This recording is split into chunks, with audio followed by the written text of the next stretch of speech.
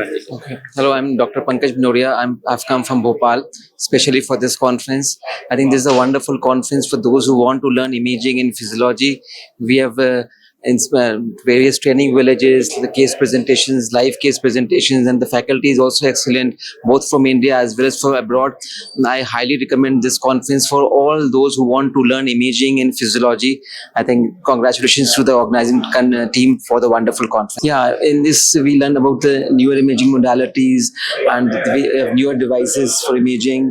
So lots of things I learned from this class. Sir, any doctors they are sharing their own success stories in this event and their surgeries? Yeah, we have a number of international faculties like Dr. Ziad Ali has come from New York, Dr. Giulio from Italy, Dr. Khaida from Columbia University. So we have faculties from across the border also, beyond the borders also from various countries, and they have shared their experiences, and it's a good experience to learn from international when they share their knowledge and when we share ours. So it's good learning platform, wonderful platform to learn, especially the imaging part and the physiology part both. Thank you. Thank you, sir. Thank you so much.